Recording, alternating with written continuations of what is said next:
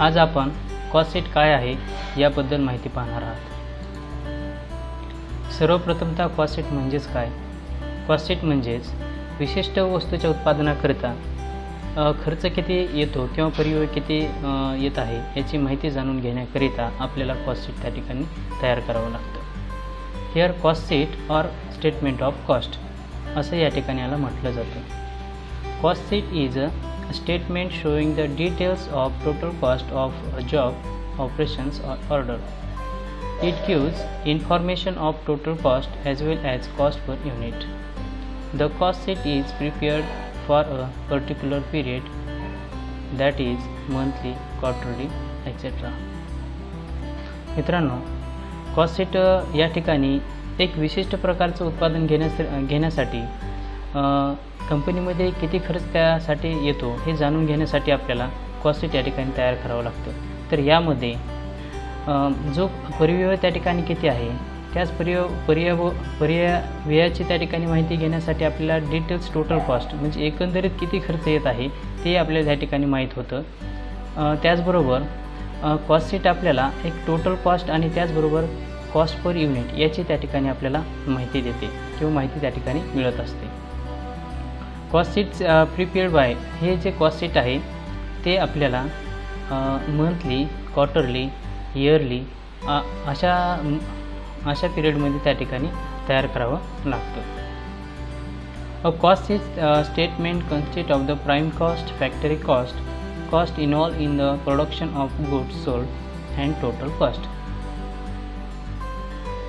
या स्टेटमेंटमध्ये सर्वप्रथमतः या ठिकाणी प्राईम कॉस्ट येते, त्यानंतर फॅक्टरी कॉस्ट येते, त्याचबरोबर कॉस्ट ऑफ प्रोडक्शन आणि कॉस्ट ऑफ गुड्स सोल्ड आणि सर्वात शेवटी त्या ठिकाणी एकंदरीत किती खर्च त्या ठिकाणी झालेला आहे ते एकूण खर्च त्या ठिकाणी आपल्याला या कॉस्ट शीटच्या माध्यमातून आपल्याला लक्षात येत असतो.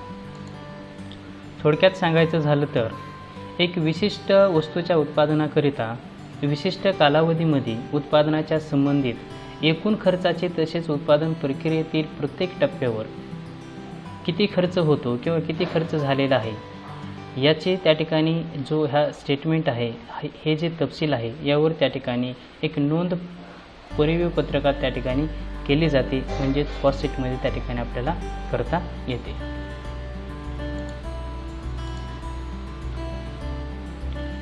नेक्स्ट आहे ऑब्जेक्टिव्स.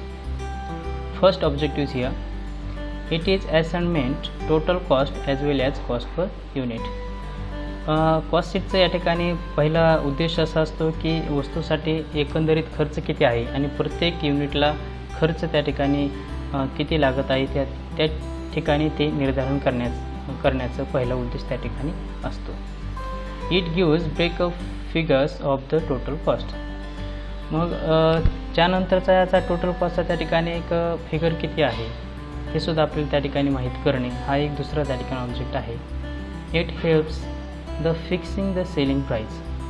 मग आपण एकंदरीत वस्तूसाठी येणारा खर्च जर त्या ठिकाणी आपल्याला माहीत झाला तर साहजिकच नंतरचा जो पॉईंट असतो ती सेलिंग प्राईस कशी ठरवणे म्हणजे सेलिंग प्राईसचे निर्धारण करणे हा सुद्धा याचा या ठिकाणी थर्ड उद्देश असतो. It is facilities comparison. एक किंवा दुसऱ्या त्या ठिकाणी सीटमध्ये किंवा खर्चामध्ये त्या ठिकाणी आपण कंपॅरिझन म्हणजेच त्याचबरोबर त्याची आपण तुलनासुद्धा करू शकतो किंवा तुलना करणे. It helps in the preparation of cost estimate for tenders and quotations. जे टेंडर्स आणि कोटेशन्स असतात ते तयार करण्यासाठी सुद्धा आपल्याला या ठिकाणी कॉस्ट शीटची मदत त्या ठिकाणी मिळत असते. हे आपले सर्व या ठिकाणी उद्देश आहेत कॉस्ट शीटचे. हे उद्देश समोर ठेवून त्या ठिकाणी कॉस्ट शीट तयार केली जाते. त्याचबरोबर खर्चाचे मुख्य घटक कोणते व प्रत्येक घटकाचे एकूण खर्चाचे असणारे प्रतिशत प्रमाण तसेच परस्परांचे प्रतिशत प्रमाणाची त्या ठिकाणी माहिती प्राप्त होते. उत्पादित वस्तूचे विक्रीय मूल्य ठरवण्यासाठी खर्चाचे शास्त्रशुद्ध पद्धतीने त्या ठिकाणी मांडणी करणे आणि वास्तविक कामासाठी आदेशासाठी की निविदा त्या ठिकाणी तयार करणे इत्यादी या ठिकाणी याच्या व्यतिरिक्त त्या ठिकाणी आपल्याला ऑब्जेक्टिव्स म्हणजेच उद्देश या ठिकाणी कॉस्ट शीटच्या ठिकाणी पाहायला भेटतात. पण मेन उद्देश जर या ठिकाणी पाहिला आपण कॉस्ट शीटचा, तर या ठिकाणी एकंदरीत एकूण खर्च किती आहे आणि पर युनिट येणारा जो खर्च आहे तो आपण कॅल्क्युलेट या ठिकाणी काढू शकतो. म्हणजेच किती एकंदरीत खर्च येत आहे ते आपण या ठिकाणी आपल्याला ह्याच्या माध्यमातून समजते. नंतर पाहणार आहात आपण format, simple format of the cost sheet. आता कॉस्ट शीट कशा पद्धतीने तयार केलं जातं त्याचा एक सिम्पल फॉर्मॅट या ठिकाणी आपल्यासमोर ठेवत आहे मी. म्हणजे हा या ठिकाणी आपण जर फॉर्मॅट जर लक्षात घेतला तर साहजिकच आपण कॉस्ट शीट आपण इझिली त्या ठिकाणी तयार करू शकतो. या ठिकाणी पहा, कॉस्ट शीट ऑफ म्हणजे कशाचं त्या ठिकाणी तयार करतो आहे आणि त्या ठिकाणी फॉर द पिरियड म्हणजे तो आठवड्याचा असू शकतो, मंथली असू शकतो, 3 महिन्याचा असू शकतो, 6 महिन्याचा असू शकतो, 1 वर्षापर्यंत त्या ठिकाणी असू शकतो. म्हणजे असं कॉस्ट शीट आपल्याला अशा पद्धतीनं एक पिरियड बेसिसवर त्या ठिकाणी तयार करायचं असतं. त्याचा फॉर्मॅट जर आपण या ठिकाणी पाहिला तर फर्स्ट आहे पर्टिक्युलर्स, देन आहे टोटल कॉस्ट आणि कॉस्ट पर युनिट. म्हणजेच या ठिकाणी जे काही आयटम आहेत या ठिकाणी हे आयटमसाठी कॉलम आहे. दुसरा जो कॉलम आहे एकूण खर्चाचा या ठिकाणी कॉलम आहे आणि तिसरा आहे प्रत्येक खर्चासाठी प्रत्येक युनिटवर किती त्या ठिकाणी खर्च लागतो. असे आपल्याला या ठिकाणी 2 कॉलम तयार करावे लागतात. तर सर्वप्रथमतः कॉस्ट शीटमध्ये आपल्याला प्राईम कॉस्ट तयार करावी लागते, त्यानंतर फॅक्टरी कॉस्ट तयार करावी लागते म्हणजे किती आहे त्या ठिकाणी आपल्याला समजते. त्याचनंतर कॉस्ट ऑफ प्रोडक्शन किती आहे ते सुद्धा आपल्याला या ठिकाणी समजते. नंतर टोटल कॉस्ट आणि देन जर आपण त्या ठिकाणी टोटल कॉस्टमध्ये प्रॉफिट ॲड झाल्याच्या नंतर की एक सेलिंग प्राईस किती आहे की आपण त्या ठिकाणी ठरवू शकतो. मग यामध्ये प्राईम कॉस्टमध्ये काय आहे तर प्राईम कॉस्टमध्ये ऑल डायरेक्ट एक्सपेन्सेस. तर ऑल डायरेक्ट एक्सपेन्सेस कोणते आहेत तर डायरेक्ट मटेरियल्स आहे, डायरेक्ट वेजेस आहे, डायरेक्ट एक्सपेन्सेस आहेत. म्हणजेच या ऑल डायरेक्ट एक्सपेन्सेसची मिळून काय होते प्राईम कॉस्ट तयार होते. म्हणजेच ऑल डायरेक्ट एक्सपेन्सेस या ठिकाणी जी काही अमाऊंट असेल त्या तिन्हीची या ठिकाणी आपल्याला टोटल करायची आहे. मग टोटल या ठिकाणी तिन्हीची टोटल आपल्याला या ठिकाणी लिहून घ्यायचे आहे. नंतर येणाऱ्या टोटलला नाव आपण या ठिकाणी प्राईम कॉस्ट देत आहोत. नंतर आहे फॅक्टरी कॉस्ट आहे. मग फॅक्टरी कॉस्ट म्हणजे काय आहे, फॅक्टरी कॉस्टमध्ये जे कंपनी म्हणजेच प्रत्येक कंपनीमध्ये फॅक्टरी असते ज्या ठिकाणी रॉ मटेरियलवर त्या ठिकाणी प्रोसेस केली जाते.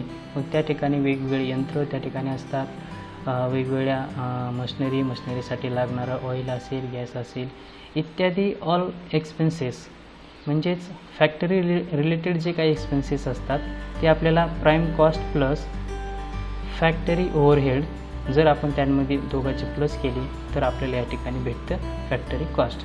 म्हणजेच prime cost plus factory overhead is equal to factory cost. Factory ओव्हरहेडमध्ये पुन्हा एकदा सांगतो की फॅक्टरी ओव्हरहेडमध्ये हे सर्व खर्च फॅक्टरीशी रिलेटेड असतात, जेणेकरून हे खर्च फक्त फॅक्टरीमध्येच त्या ठिकाणी आपल्याला दिसतील. देन आहे cost of production. Cost of production यामध्ये factory cost plus office and administrative overhead जर केलं तर आपल्याला या ठिकाणी कॉस्ट ऑफ प्रोडक्शन मिळतं. म्हणजेच फॅक्टरीसाठी आतापर्यंत येणारा खर्च फॅक्टरी कॉस्ट कशी आलेली आहे तर फॅक्टरी कॉस्ट तिन्ही डायरेक्ट एक्सपेन्सेसचे टोटल मिळून या ठिकाणी प्राईम कॉस्ट तयार झालेली आहे. प्राईम कॉस्ट प्लस फॅक्टरी ओव्हरहेडसाठी जे काही येणार एक्सपेन्सेस आहे या दोन्हीची टोटल केली तर आपल्याला या ठिकाणी फॅक्टरी कॉस्ट मिळते. मग आता cost of production factory cost plus office and administrative overhead ह्या दोन्हीची टोटल केली तर आपल्याला या ठिकाणी कॉस्ट ऑफ प्रोडक्शन या ठिकाणी मिळते. तर आता या ठिकाणी ऑफिस अँड ॲडमिनिस्ट्रेटिव्ह एक्सपेन्सेस यामध्ये ऑफिसचे रिलेटेड सर्व त्या ठिकाणी एक्सपेन्सेस असतात. जसं की ऑफिसमध्ये फॉर एक्झाम्पल मॅनेजर सॅलरी असेल, प्रिंटिंग अँड स्टेशनरी असेल, ऑफिस बिल असेल, टेलिफोन बिल असेल एक्सेट्रा असे जे ओव्हरहेड आहेत ते सर्व ओव्हरहेड ऑफिस अँड ॲडमिनिस्ट्रेटिव्ह ह्या हेडच्या अंतर्गत येतात. म्हणजेच फॅक्टरी ओव्हरहेडची जे काही अमाऊंट आलेली आहे त्यामध्ये आपण ऑफिस अँड ॲडमिनिस्ट्रेटिव्ह ओव्हरहेडची जर त्या ठिकाणी अमाऊंट प्लस केली तर आपल्याला या ठिकाणी कॉस्ट ऑफ प्रोडक्शनचे किती आहे ते आपल्याला या ठिकाणी समजतं. म्हणजेच इथंपर्यंत काय होतं की इथंपर्यंत आपल्या कंपनीचं प्रोडक्शन एकंदरीत तयार झालेलं असतं. मग तयार झालेल्या प्रोडक्शनसाठी कंपनी तसंच त्या ठिकाणी ठेवत नाही, तर ते सेलिंग करण्यासाठी ज्या काही ॲक्टिव्हिटीज ज्या काही क्रिया त्या ठिकाणी कराव्या लागतात म्हणजेच त्या क्रिया कंपनी काय करत असते की सेलिंग अँड डिस्ट्रीब्युशन ओव्हरहेड, म्हणजेच कॉस्ट ऑफ प्रोडक्शनपर्यंत आपलं प्रोडक्शन तयार झालेलं आहे, ते प्रोडक्शन विक्रीसाठी त्या ठिकाणी कोणकोणती ॲक्टिव्हिटीज करावी लागते, त्यामध्ये सेलिंग अँड डिस्ट्रीब्युशनमध्ये फॉर एक्झाम्पल ॲडव्हर्टाइजमेंट एक्सपेन्सेस असेल, शोरूमचा एक्सपेन्सेस असेल, सेल्समॅन सॅलरी असेल, वॉचमनचं त्या ठिकाणी वेजेस असतील, म्हणजे अशा प्रकारचे एक्सपेन्सेस आपल्याला सेलिंग अँड डिस्ट्रीब्युशनमध्ये त्या ठिकाणी येणार आहेत. म्हणजेच या ठिकाणी कॉस्ट ऑफ प्रोडक्शनची जी टोटल अमाऊंट आहे, यामध्ये सेलिंग अँड डिस्ट्रीब्युशनचं या ठिकाणी जे काही अमाऊंट येत आहे त्या दोन्हीची जर या ठिकाणी टोटल केली तर आपल्याला या ठिकाणी टोटल कॉस्ट अमाऊंट त्या ठिकाणी मिळते. म्हणजेच इथंपर्यंत आपल्या वस्तूसाठी एकंदरीत किती खर्च येत आहे ते आपल्याला इथंपर्यंतच त्या ठिकाणी समजतं. मग जसं की आपल्याला आपला खर्च जर इथपर्यंत समजत असेल तर म्हणजेच एकंदरीत आपले जे काही वस्तू आहेत किती खर्चापर्यंत त्या ठिकाणी तयार होतात हे जर आपल्याला समजलं तर त्याच्यावर आपल्याला प्रॉफिट किती घ्यायचा ते देखील आपल्याला या ठिकाणी साहजिकच लगेच ताबडतोब लक्षात येतं. जसं की फॉर एक्झाम्पल हा एकंदरीत खर्च जर त्या ठिकाणी 100 रुपये असेल तर आपण प्रॉफिट या ठिकाणी 20 रुपये ठेवू शकतो. म्हणजेच आपण या ठिकाणी 20 रुपये त्या ठिकाणी देऊ शकतो. म्हणजेच टोटल खर्च किती आहे त्याच्यानंतर त्या ठिकाणी आपल्याला प्रॉफिट किती ठेवायचं आहे ते आपल्याला या ठिकाणी लक्षात येतं. म्हणजेच टोटल कॉस्ट प्लस जर आपण प्रॉफिटची अमाऊंट जर टोटल केली तर आपल्याला या ठिकाणी मिळेल सेलिंग प्राईस, म्हणजेच काय सेल आहे. मग सर्वात शेवटी जो सेल आहे या ठिकाणी सर्वांचीच या ठिकाणी टोटल केली तर आपल्याला या ठिकाणी सेलिंग प्राईस किती त्या ठिकाणी आपण ठेवू शकतो हे आपल्याला लक्षात येतं. मग एकंदरीत हे जी टोटल कॉस्ट आहे ह्या